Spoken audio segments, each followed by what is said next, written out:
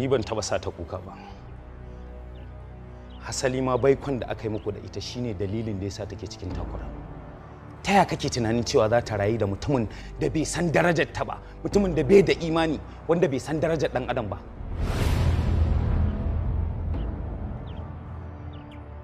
Hannuna bai taba kaiwa kan fuskar Sumayya ba, amma kai hammarin ta ka taba yi.